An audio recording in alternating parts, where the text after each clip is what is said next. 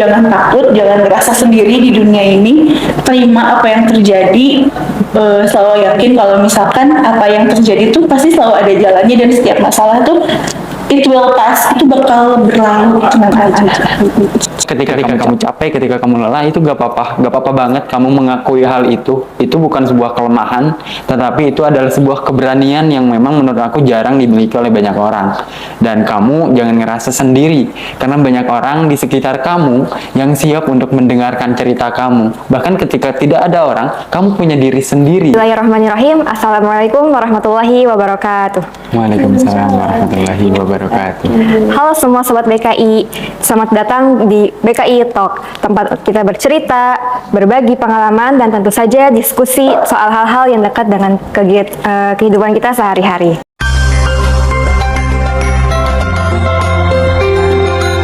Aku Muti Adiana Manina selaku host pada hari ini, dan hari ini aku seneng banget karena kita bakal ngomongin topik yang penting tapi sering banget nih dilewatin, yaitu kesehatan mental di lingkungan mahasiswa di era media sosial. Nah, topik ini kayaknya relate banget buat kita yang lagi menjalani masa kuliah.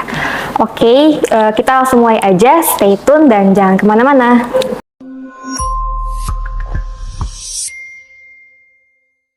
Nah, sebelum kita mulai ke obrolan pertama, aku mau kenalin dulu nih sama dua narasumber hebat kita yang gak hanya keren dari prestasinya, tapi juga mempunyai misi kepada mahasiswa BKI. Selamat datang untuk Duta Putra dan Putri BKI kita. Halo. Halo semuanya. Nah, boleh dong perkenalan dulu dari Akang Teteh Duta Putra Putri BKI, dari nama mungkin, angkatan, kelas, dan bisa diceritain sedikit perjalanan untuk menjadi Duta BKI. Boleh dari Akangnya? Boleh. Oke, sebelumnya perkenalkan, aku Muhammad Hafid Misdahuddin selaku Duta Putra BKI tahun 2026. Nah, aku kebetulan angkatan 23 di kelas B. Kemudian untuk perjalanan menjadi Duta BKI ini sungguh tidak terduga ya. Kemarin ikut daftar untuk menjadi duta atau bagian daripada calon Duta BKI 2026 di ajang perlombaan yang ada di Konpes BKI, dan alhamdulillah ternyata terpilih menjadi Duta Putra BKI. Seperti itu. Boleh dari tetehnya? Oke, halo semuanya, perkenalkan aku Anggena Zara Sadida. Bisa dipanggil Anggun. Aku sama Hafid satu kelas, dari kelas B, angkatan 23 juga. Terus apalagi tadi ya? Perjalanan untuk menjadi duta. Perjalanan sebenarnya nggak jauh beda sama Hafid sih, karena awalnya unexpected juga, nggak punya gambaran kalau misalkan akan diamanahi dan juga dipercaya sebagai Duta Putri BKI 2026. Awalnya mendobrak ketakutan aja sih, kayak mencoba, dan akhirnya ternyata ya diamanahi dan dipercaya untuk menjadi Duta Putri BKI. Wah, keren banget ya, dari yang tidak terduga akhirnya bisa menjadi Duta Putra dan Putri BKI pada hari ini. Oke, makasih buat Akang Teteh yang udah mau menyempatkan untuk mengisi episode kali ini di BKI Talk. Mungkin aku bisa langsung aja mulai ke obrolan pertama, yaitu mengenai kesehatan mental mahasiswa di era media sosial ini. Karena banyak ya, mungkin sekarang ini kita lagi banyak dikejar deadline, dikejar tugas dari dosen, dari organisasi juga, dan mungkin terkadang kita ingin healing gitu melalui media sosial, tapi terkadang kita jadi lupa waktu, akhirnya habis 30 menit, habis 1 jam tanpa kita sadari. Nah, menurut Akang Teteh sebagai Duta BKI gitu, menurut Akang Teteh untuk rasa aware kita terhadap kesehatan mental itu seberapa penting sih sebagai kita sebagai mahasiswa saat ini? Gitu. Boleh mungkin dijawab oleh siapa dulu? Boleh deh, Teh Anggun dulu. Kalau misalkan dari aku sendiri, kalau ditanya seberapa penting kesehatan mental, especially buat mahasiswa gitu ya, menurut aku penting banget, amat sangat penting. Terkadang kita tuh lupa sih, yang kita highlight bagi diri kita tuh cuma kesehatan fisik aja. Padahal kesehatan fisik juga dipengaruhi sama kesehatan mental kita gitu. Jadi sebenarnya yang harus kita ketahui dulu tuh adalah fisik dan mental tuh sama-sama mempengaruhi gitu keduanya. Kalau misalkan fisik kita sehat, ya mental kita juga pasti bakal ikutan sehat. Pun sebaliknya gitu, kalau misalkan mental kita sehat, ya fisik kita juga pasti ikutan sehat. Makanya dua hal itu harus balance gitu. Kalau misalkan kita sebagai mahasiswa menjaga kesehatan fisik, ya berarti kita juga harus aware itu untuk menjaga kesehatan mental kita gitu sih kalau menurut aku. Betul. Dan gak jauh bedanya tentu kesehatan mental ini sangat penting ya untuk disadari ataupun mahasiswa itu aware terhadap kesehatan mental, karena mahasiswa sekarang kan banyak sekali tumpukan tanggung jawab mulai dari akademiknya, lalu tuntutan sosialnya dan lain sebagainya. Nah itu membuat kadang mahasiswa itu tidak sadar bahwa kesehatan mental itu mulai tergerus sedikit demi sedikit. Nah kadang mahasiswa itu sadar kesehatan mentalnya itu sudah terganggu ketika sudah ada di kondisi paling bawah. Nah maka dari itu sangat penting untuk mahasiswa lebih aware ataupun lebih paham mengenai kesehatan mental sejak dini gitu, biar tidak terjadi hal-hal yang memang membuat kesehatan mental mahasiswa itu mudah untuk tergerus ataupun down gitu. Jadi emang penting banget ya untuk kita menjaga kesehatan mental, apalagi sebagai kita mahasiswa gitu ya, yang banyak tanggung jawabnya ya. Oke, mungkin dari fenomena tadi juga, karena kita melihat banyaknya konten-konten di media sosial, dan akhirnya kita tidak secara langsung membandingkan diri kita dengan orang lain gitu. Kita melihat, oh dia punya banyak prestasi sedangkan kita tidak punya gitu. Nah, bagaimana gitu seberapa besar pengaruh media sosial terhadap kesehatan mental kita gitu, dari mungkin pandangan dari Duta BKI. Mulai dari siapa nih? Kang Hafid dulu deh tadi. Mungkin untuk pengaruh daripada media sosial terhadap kesehatan mental itu sangat berpengaruh kalau menurut aku, karena banyak kesehatan mental itu terpicu karena mahasiswa ataupun orang-orang itu terlalu memikirkan ataupun mempunyai standar kehidupan baru. Karena kan di media sosial itu kita diperlihatkan itu hanya highlight daripada kehidupan orang lain yang enaknya aja, kayak liburannya, hubungannya, dan lain sebagainya, sehingga kita kadang membandingkan kehidupan kita yang penuh dengan struggle dengan highlight orang lain yang memang lebih baik kayak gitu. Makanya sangat berpengaruh terhadap kesehatan mental, kayak kita jadi insecure karena melihat orang lain berprestasi lebih daripada kita, ataupun orang lain punya kehidupan yang lebih baik daripada kita sedangkan kita enggak. Nah maka dari itu media sosial ini sangat berpengaruh banget bagi kesehatan mental seperti itu. Oke, mungkin boleh dari Tianggon. Kalau menurut aku sendiri, di era sekarang media sosial tuh jadi kayak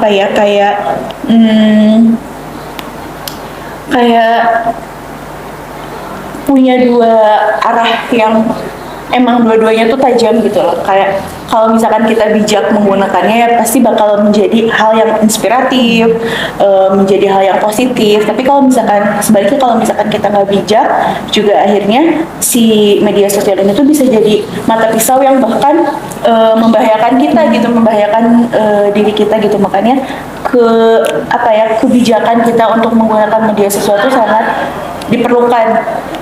Benar banget tadi yang Hafid bilang, kalau misalkan kebanyakan mungkin ya, apalagi Gen Z sekarang tuh melihat media sosial tuh sebagai standar kehidupan gitu, nge-highlight, padahal kan yang memang gitu platform media sosial tuh peruntukan untuk memperlihatkan hal-hal terbaik dari diri seseorang aja gitu, tanpa melihat prosesnya, tanpa melihat di belakang layarnya seperti apa. Dan itu yang memang tiap hari kita lihat, dan akhirnya menjadi standarisasi kehidupan kita kayak gitu.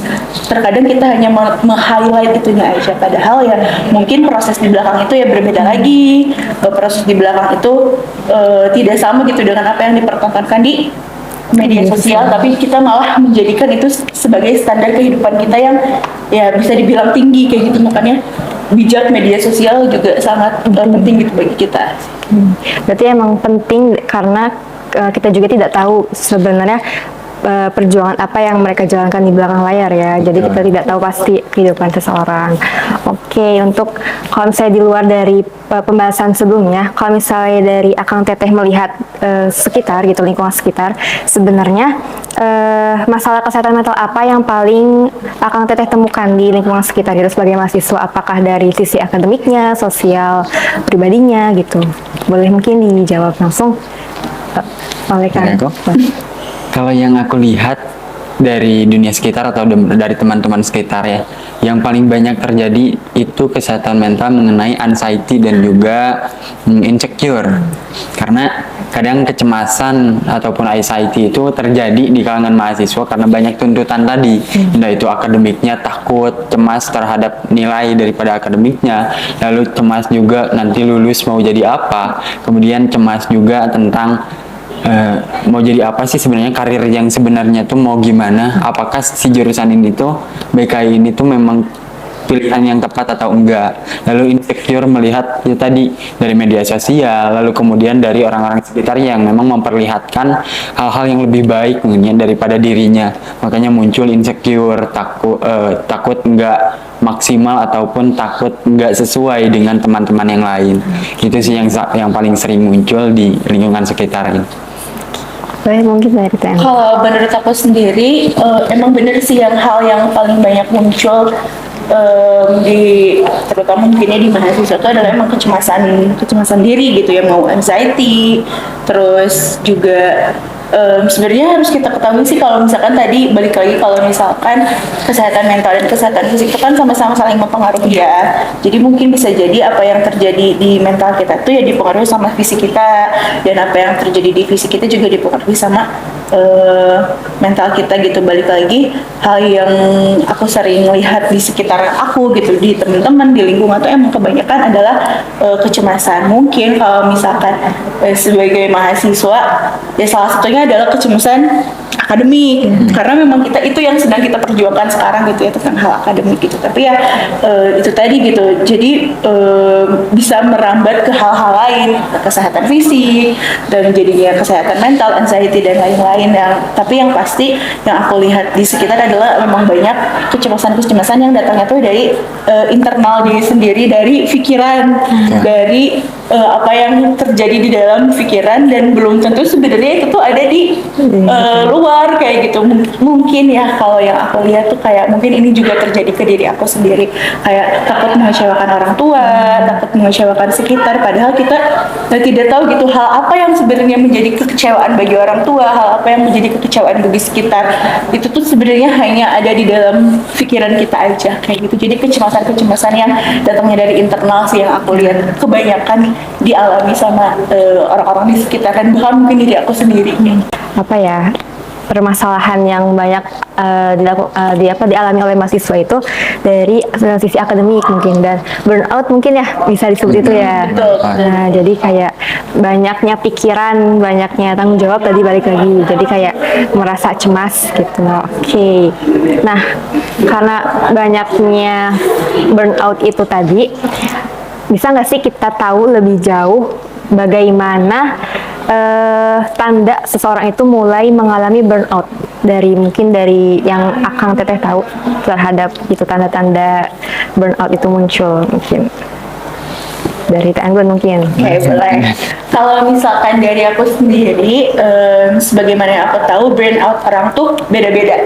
Karena kapasitas orang untuk stres tuh beda-beda. Jadi level tingkat stres orang tuh beda-beda. Ada orang-orang yang kayak kalau misalkan belum ngerjain tugas santai-santai aja. Tapi ada orang-orang yang kalau tugasnya terlalu banyak juga santai-santai aja. Ada juga orang yang baru tugasnya 1-2 tapi udah ngerasa aduh stres banget, gak bisa ngerjain, waktu aku nggak cukup kayak gitu. Karena memang kapasitas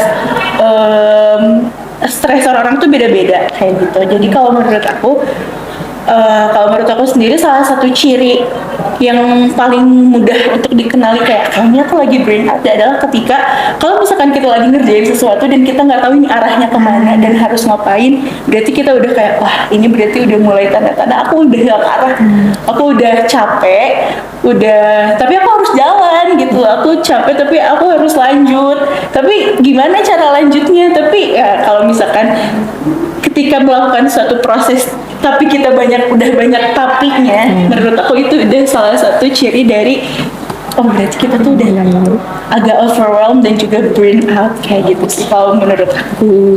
Kalau menurut aku sih nggak jauh ya, karena benar tadi kata Anggun, burnout setiap orang itu berbeda-beda. Jadi gimana kesehatan mentalnya itu sendiri nih. Ada orang yang ya tadi ngerjain tugas sebentar udah capek, ada orang yang ngerjain tugas lama juga dia aman-aman aja.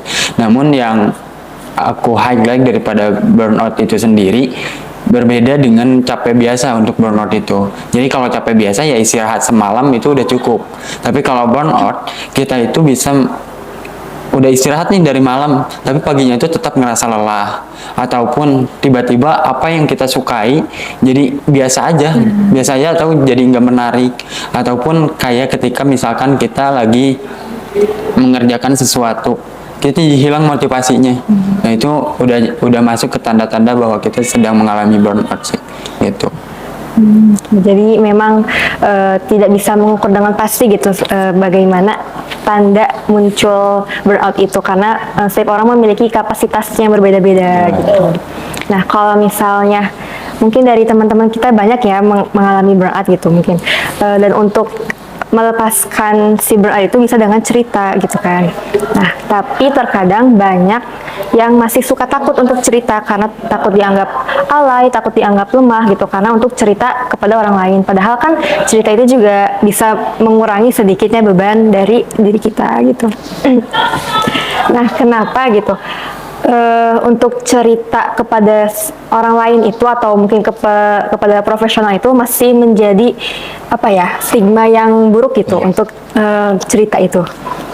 Jadi kayak bagaimana kita menghilangkan stigma buruk itu kepada teman-teman yang di luar sana untuk bisa berani cerita. Mungkin boleh dijawab.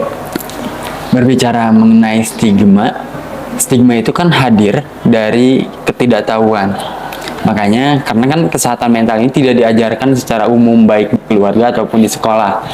Dan kadang orang-orang tuh bilang bahwa kesehatan mental gitu doang, nggak berpengaruh kayak fisik dan sebagainya. Padahal kan kesehatan mental itu sama loh dengan fisik.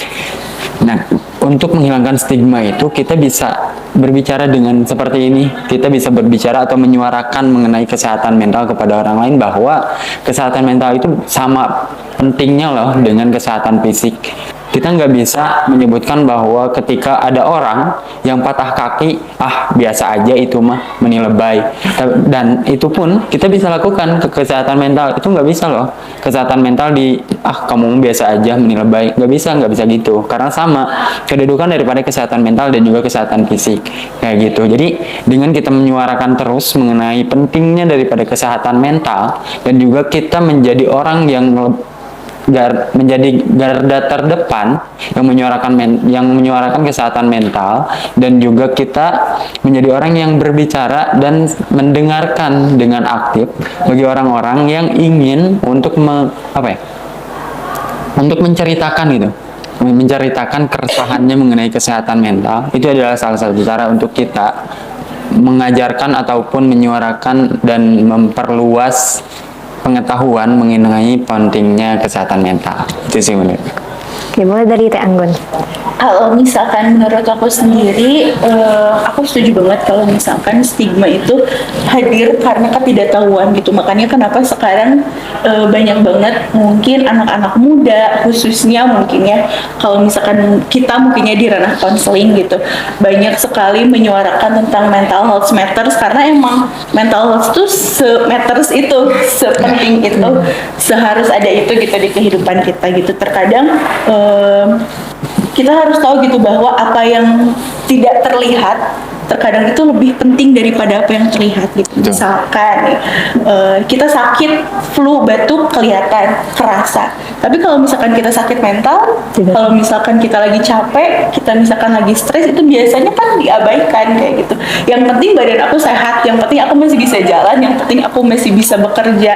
Padahal juga kesehatan mental itu sangat mempengaruhi gitu pekerjaan kita, mempengaruhi kegiatan dan aktivitas kita juga kayak gitu. Nah sekarang banyak juga stigma-stigma di masyarakat gitu khususnya yang menganggap bahwa orang-orang yang bercerita, orang-orang yang speak up, orang-orang yang berusaha untuk keluar dari zona nyamannya dengan cara berbicara tuh orang-orang yang lebay, atau misalkan orang-orang yang ke psikolog, ke psikiater tuh itu mah kurang ibadah.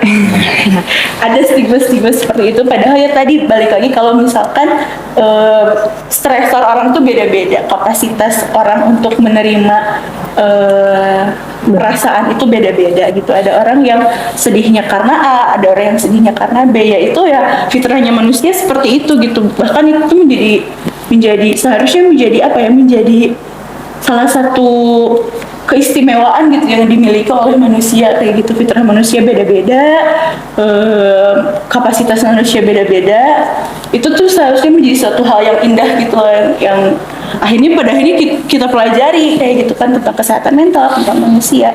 Jadi menurut aku ya tadi nge-spread,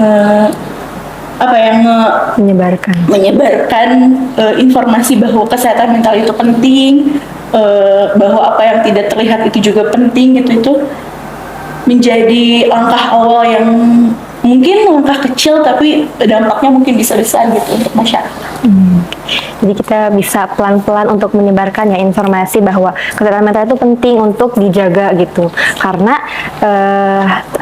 tidak semua orang itu sanggup untuk menahan perasaannya sendiri, untuk menahan rasa stresnya gitu. Jadi memang harus diceritakan gitu pelan-pelan, walaupun tidak langsung tidak langsung menceritakan semuanya gitu. Oke. Nah, karena kita tadi membahas mengenai stresor, mengenai tugas, mau itu dari dosen, mau dari organisasi tersendiri gitu, atau mungkin overthinking masa depan, karir. Nah, bagaimana sih coping atau teknik kita untuk merelaksasi perasaan kita, untuk melepaskan segala beban itu gitu? Bagaimana, mungkin dari Kang Hafid dulu deh. Boleh. Mungkin coping yang biasa aku lakukan ya ketika ngerasa bahwa kesehatan mental ini penting, yang pertama itu mengenali batas diri. Ketika kita sudah bisa mengenali batas tentang diri kita nggak selamanya harus bisa mengerjakan sesuatu sekarang loh. Atau kita juga nggak salah kok ketika kita bilang tidak dengan ajakan orang lain. Nggak seharusnya kita selalu bilang iya ketika kita diajak, karena itu bukan sebuah keegoisan loh. Ketika kita bilang tidak, itu adalah sebuah self presentation gitu. Lalu kemudian yang kedua, kita harus memiliki ruang kecewa di antara ruang ekspektasi.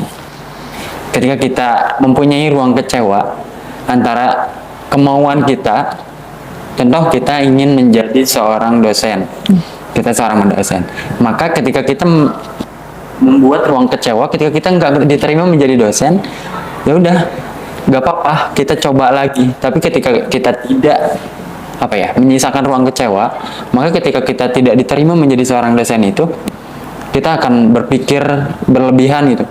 Kenapa ya aku nggak jadi dosen dan lain sebagainya. Itu yang membuat kita burn out ataupun tadi.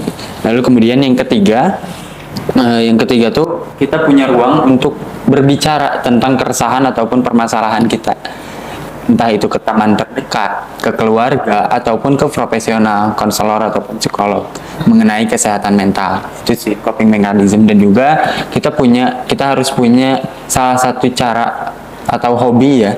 Contohnya kayak kita naik gunung, lalu kemudian camping dan lain sebagainya. Itu adalah salah satu self reward untuk kita. Apalagi Hafid yang suka dunia hijau ya, kayak gunung ataupun camping dan sebagainya. Mungkin dari Teh Anggun? Kalau dari aku sendiri, aku sebenarnya sepakat banget sama apa yang tadi dia ngomong sama Hafid. Dan aku nge-highlight banget kalau misalkan kita harus ada self-acceptance. Jadi kita harus menerima dulu diri kita kayak gitu, kayak buruknya kita, baiknya kita, karena kita diciptakan tidak seperti malaikat, tidak sesempurna malaikat, tapi juga tidak seburuk setan gitu kan. Jadi ya kita harus menerima apapun yang Allah takdirkan itu menjadi pribadi kita kayak gitu, baik kita, buruknya kita, semuanya kita terima. Kalau misalkan kita sudah bisa melakukan penerimaan diri, aku sih yakin permasalahan seperti apapun yang terjadi di kehidupan kita, pasti kita akan punya jalannya, pasti kita punya jalan keluarnya sendiri, punya coping mekanismenya sendiri-sendiri, karena pasti tiap permasalahan tuh jalan keluarnya beda-beda, terus penyebabnya juga pasti beda-beda kayak gitu. Jadi kalau menurut aku sendiri, hal pertama yang bisa kita lakukan kalau misalkan sedang ditimpa permasalahan atau apapun itu gitu ya, yang kita tidak inginkan di hidup kita, adalah ya terima dulu aja kayak gitu. Yakin kalau misalkan ini semua tuh ya emang jalannya, emang harusnya seperti ini. Penerimaan diri itu menurut aku penting banget kayak gitu. Dan tadi gitu, kalau di dunia ini tuh ada kok pekerja yang siap, sebenarnya bukan pekerja juga ya, mungkin teman-teman yang siap untuk mendengarkan keluh kesah kita, untuk berbagi pengalaman dan juga cerita kayak gitu. Ya adanya kita juga, adanya jurusan bimbingan dan konseling Islam juga sebetulnya diperuntukkan untuk hal itu gitu. Jadi banyak sekali orang-orang di luar sana yang siap untuk mendengarkan, siap untuk menerima cerita, siap untuk berbagi keluh kesah. Jadi jangan takut, jangan ngerasa sendiri di dunia ini. Terima apa yang terjadi, selalu yakin kalau misalkan apa yang terjadi tuh pasti selalu ada jalannya, dan setiap masalah tuh it will pass, itu bakal berlalu, tenang aja. Boleh mungkin cerita sedikit terhadap ini healing. Oke, self healing ya. Ya. Kalau self healing sebenarnya berbeda-beda ya, tentu sesuai dengan apa ya, keinginan ataupun kesukaan daripada setiap orang. Tapi kalau misalkan aku sendiri, self healing itu dengan cara yang pertama tuh nulis. Nulis, karena kan nulis itu hal yang kecil namun dampaknya besar. Ketika kita nulis, contoh kayak nulis journaling tentang diri kita hari ini gimana aja nih, apa aja yang menjadi keresahan, apa yang menjadi apresiasi untuk diri kita, itu nulis. Lalu kemudian nulis puisi juga, karena kebetulan sedikit suka ya dengan puisi. Lalu kemudian selain itu, aku juga selalu mengamalkan 3 kata kunci dari kehidupan: minta tolong, maaf, dan terima kasih. Itu diamalkan dan juga diucapkan kepada diri sendiri. Karena kan diri sendiri sudah melakukan banyak hal hari ini, kemudian akan melakukan banyak hal hari ini juga. Jadi ketika kita mengamalkan 3 kata kunci ini kepada diri kita sendiri, itu menjadikan diri kita ini lebih produktif ataupun lebih maksimal dalam menjalankan sesuatu. Lalu kemudian selain itu, aku juga suka dengan yang tadi, dunia hijau, entah itu ke gunung atau ke taman. Jadi aku kadang suka jalan kaki ataupun lari di taman, lalu kemudian camping dan sebagainya. Itu sebagai self healing buat aku. Mungkin dari Anggun boleh. Kalau dari aku sendiri, sebenarnya benar setiap orang tuh punya self healingnya masing-masing, punya coping mekanismenya sendiri-sendiri untuk melepas stres mereka kayak gitu. Jadi kalau menurut aku, sebelum itu semua dilakukan, cari dulu apa yang menjadi hal yang menjadi aku kalau misalkan capek ngelakuin ini juga nggak akan capek kok. Aku kalau misalkan lagi secapek-capeknya aku, se-burn outnya aku, selelah-lelahnya aku, kalau aku ngelakuin ini tuh kayak ya udah, dunia tuh akan baik-baik aja. Cari hal yang kayak gitu dulu. Nah kalau misalkan aku sendiri, aku mungkin tidak banyak diketahui sama orang-orang juga, tapi aku suka banget masak dan baking. Kayak gitu. Aku secapek apapun, kalau misalkan udah di dapur tuh kayak ini kayaknya dunia aku deh. Ini surganya aku kayak gitu. Jadi kalau aku sendiri untuk self healing dan melepas kepenatan aku tuh adalah dengan cara seperti itu kayak gitu. Dan menurut aku juga masakan juga bisa menjadi love spread gitu, untuk menyebarkan kayak aku tuh sayang lah kayak gitu. Aku punya rasa sayang lah, aku tuh cinta lah sama dunia ini gitu, dengan membuat suatu yaitu masakan, biasanya baking kayak gitu-gitu sih sebetulnya.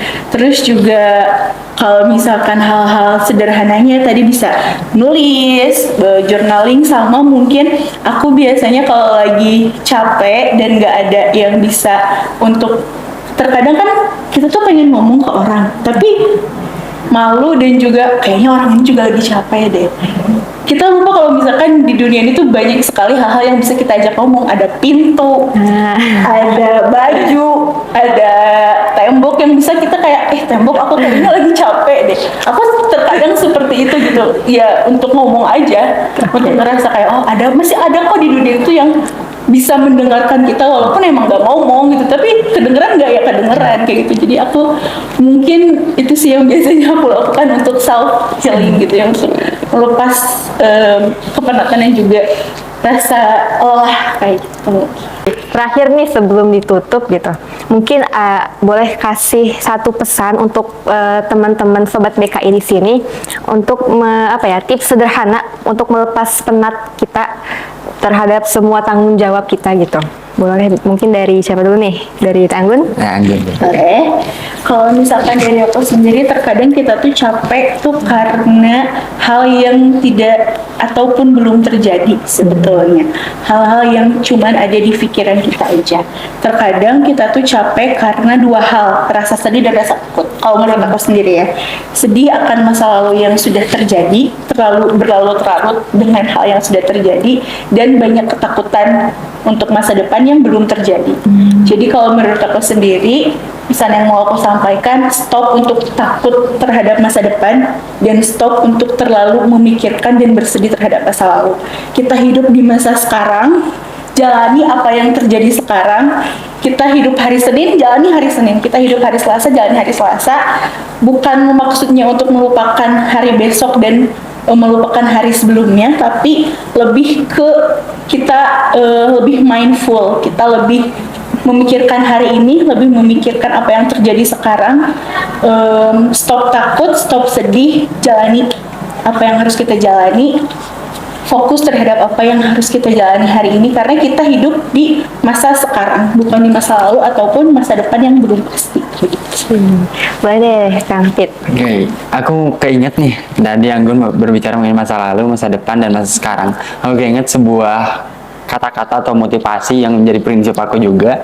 Ketika kita terlalu fokus terhadap masa lalu, maka akan muncul insecure. Ketika kita terlalu fokus terhadap masa depan, maka akan muncul anxiety. Maka dari itu kita fokus di masa sekarang, karena kita menjalani masa sekarang, betul. Lalu kemudian kamu nggak seharusnya atau nggak selamanya baik-baik aja loh. Kamu boleh lelah, kamu boleh capek, kamu boleh nggak ngerasa gagal, kamu boleh ngerasa nggak jadi manusia yang terbaik.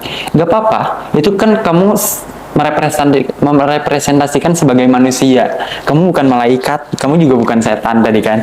Nah makanya ketika kamu capek, ketika kamu lelah, itu gak apa-apa banget kamu mengakui hal itu. Itu bukan sebuah kelemahan, tetapi itu adalah sebuah keberanian yang memang menurut aku jarang dimiliki oleh banyak orang.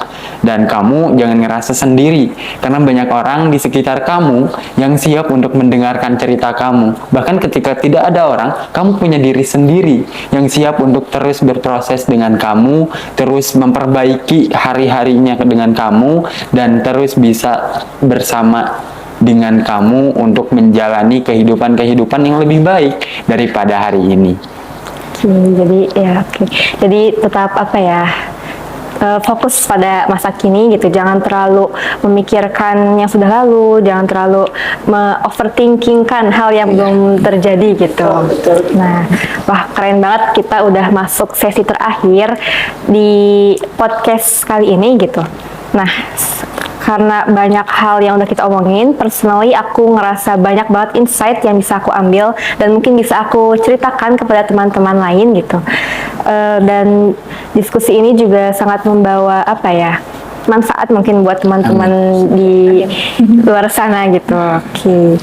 Sebelumnya makasih banyak buat Duta BKI yang sudah mau meluangkan waktunya gitu untuk berbagi insight di sini. Nah, mungkin terakhir deh closing statement untuk teman-teman di luar sana. Mungkin untuk khusus mahasiswa BKI. Dari siapa dulu? Dari siapa dulu nih? Oke. Buat mahasiswa BKI mungkin ya, khusus kan buat mahasiswa BKI, buat mahasiswa BKI ataupun mahasiswa lainnya lah ya. Boleh.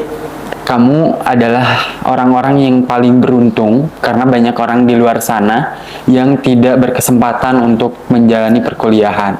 maka manfaatkan keberuntungan itu dengan sebaik mungkin, dan kamu adalah orang terpilih yang dimana dari ribuan orang, kamu yang terpilih menjadi salah satu bagian dari mahasiswa BKI, dan kamu adalah orang-orang yang terpilih juga karena tidak semua orang peduli terhadap kesehatan mental. Maka dari itu, manfaatkan hal itu dan maksimalkan hal itu. Boleh dari Anggun? Kalau dari aku, untuk mungkin khususnya untuk mahasiswa BKI ya, untuk yang mahasiswa BKI, kita soon akan menjadi seorang pendengar. Jadi kita juga harus didengar. Gitu. Kalau misalkan kita ingin menjadi pendengar yang baik, kita juga harus harus mencoba untuk menjadi pembicara yang baik. Gitu. Jadi kalau menurut aku, untuk para mahasiswa BKI, tetap apa ya, be wise, tetap menjadi orang yang bijaksana, orang yang siap mendengarkan, siap didengarkan, orang yang siap untuk selalu berbicara, orang yang selalu siap, ya kalau misalkan siap berbicara harus siap mendengarkan juga, kayak gitu. Kalau misalkan dari aku sendiri, untuk para mahasiswa gitu khususnya, you are strong, you are wise, kamu kuat, kamu juga bijaksana. Jadi betul,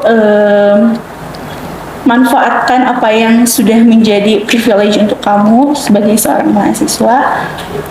Apa yang bisa kamu capai, apa yang bisa kamu raih, apa yang bisa kamu ambil. Oke, wah mantap sekali ya. Nah, mungkin terima kasih juga kepada para penonton, para sobat BKI yang sudah mendengarkan episode BKI Talk hari ini sampai tamat gitu. Mungkin semoga bisa mendapatkan insight baru dan mendapatkan manfaat juga ke depannya. Mungkin tadi ya benar kata Akang Teteh bahwa kita ini bukan malaikat yang sempurna dan juga bukan setan yang ya gitu ya banyak kesalahan gitu, tapi kita manusiawi yang suka merasa lelah. Jadi jangan takut untuk bercerita, jangan takut juga untuk mengeluarkan perasaan kita gitu.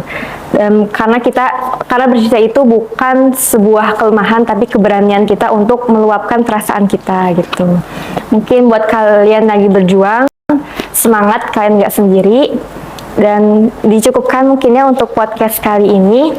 Sampai bertemu di episode selanjutnya. Dan jangan lupa like, comment, and subscribe. Jaga diri kalian baik-baik. Dan tetap semangat menjalani hari. Bye-bye. Assalamualaikum warahmatullahi wabarakatuh.